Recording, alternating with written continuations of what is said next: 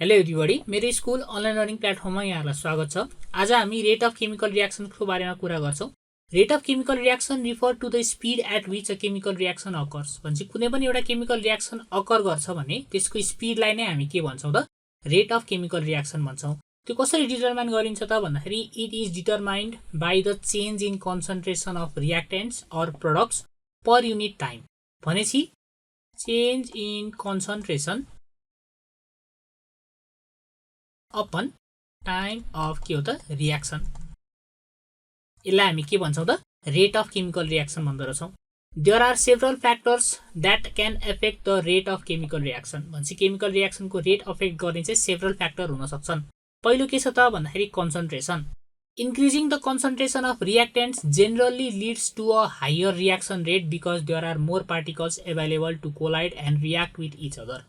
हामीसँग जस्तै एसिड र बेस रियाक्सन गराउनु पर्ने छ भने एकदमै थोरै एसिड र एकदमै धेरै बेस छ भने, अथवा एकदमै धेरै एसिड र एकदमै थोरै बेस छ भने त्यसको रेट अफ रियाक्सन चाहिँ एकदमै धेरै हुन्छ। यदि बराबरी जस्तै छ भने तिनीहरूको रेट अफ रियाक्सन के हुन्छ त कम हुने चान्सेस हुन्छ। किनकि त्यहाँनिर के हुँदैन त भन्दाखेरि एकअर्कासँग इन्टरेक्ट गर्नको लागि इनफ पार्टिकल्स हुँदैन। कुनै एउटाको क्वान्टिटी बढी भयो भने के हुन्छ त भन्दाखेरि एउटा एटम अफ अर्को एलिमेन्टको लागि रियाक्सन गर्न चाहिने अर्को एलिमेन्ट हुन्छ, त्यसको चाहिँ एबन्डेन्स हुन्छ अथवा धेरै मात्रामा प्रेजेन्ट हुन्छ भनेपछि कन्सन्ट्रेसनले के गरिदियो रहेछ त रेट अफ केमिकल रियाक्सनलाई चाहिँ बढाइदिँदो रहेछ यदि हामीले हाई राख्ने हो भने कन्सन्ट्रेसनलाई। नेक्स्टमा चाहिँ हाम्रो temperature. Higher temperature usually result in faster reaction rates because the kinetic energy of the particle increases. किनकि टेम्परेचर भनेको नै सम अफ काइनेटिक इनर्जी हो। त्यसले के गरिदिन्छ त अब पार्टिकल्सको रेट अफ रियाक्सनलाई चाहिँ बढाइदिँदो रहेछ, leading to more frequent and energetic collisions. त्यही भएर धेरैचोटि कोलिजन हुन्छ र रियाक्सन बढी हुन्छ। नेक्स्टमा हाम्रो के छ सर्फेस एरिया।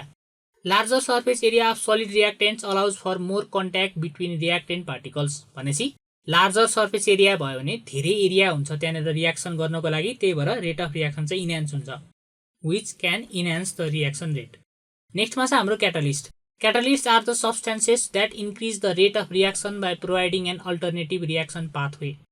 भन्छ क्याटालिस्टले चाहिँ आफै रियाक्सन चाहिँ गर्दैन, तर जुनको रियाक्सन भइरहेको छ तिनीहरूको चाहिँ रेट अफ रियाक्सन चाहिँ बढाइदिन्छ, पाथवे अफ रियाक्सनलाई चाहिँ चेन्ज गराइदिएर with lower activation energy. Activation energy भनेको त्यति एमाउन्ट अफ इनर्जी जुन चाहिँ रियाक्सन गर्नको लागि चाहिन्छ। भन्छ एक्टिभेसन इनर्जी नै त्यसले कम गराइदिन्छ, त्यही भएर क्याटालिस्टको कारणले चाहिँ के हुन्छ त रियाक्सन टाइम चाहिँ एकदमै चाँडो हुन्छ। They remain unchanged at the end of the reaction. भन्छ उनीहरूको चाहिँ केमिकल कम्पोजिसन चेन्ज नै हुँदैन। Pressure for gaseous reactions, increasing the pressure can increase the rate because it increases the concentration of reactant particles. भन्छ ग्यासियसमा हामीले pressure बढायो भने के हुन्छ त भन्दाखेरि ग्यासको पार्टिकलहरू चाहिँ नजिकै नजिकै आउन खोज्छ। नजिकै आउँदाखेरि के आउँछ त कन्सन्ट्रेसन अफ रियाक्टेन्ट पार्टिकल्स चाहिँ बढाइदिएको जस्तो हुन्छ। किनकि एउटा सानो एरियामा हामीले हेर्छौँ भने अब त्यहाँनिर धेरै एमाउन्ट अफ ग्यासको पार्टिकल हुने भयो। नेक्स्टमा चाहिँ हाम्रो नेचर अफ रियाक्टेन्ट्स। अब रियाक्टेन्ट्सको नेचर कस्तो छ त्यसले पनि रेट अफ रियाक्सनलाई असर गर्छ। Different substances have different inherent reactivities. आफ्नो पहिलेदेखि नै रहिरहेको रियाक्टिभनेस हुन्छ। Some reactions may occur rapidly. कुनै चाहिँ आफै नै नेचुरली नै अकर गर्छ rapidly, while others may be slower due to the nature of the chemical bond involve. भनेपछि कम्पाउन्ड बीच केमिकल बन्ड कस्तो छ अथवा इलिमेन्ट बीच केमिकल बन्ड कस्तो छ त्यसले एकदमै धेरै फरक पार्छ रेट अफ रियाक्सनलाई। ल, योसँगै हाम्रो यो भिडियो यही सकिन्छ। Thank you for listening.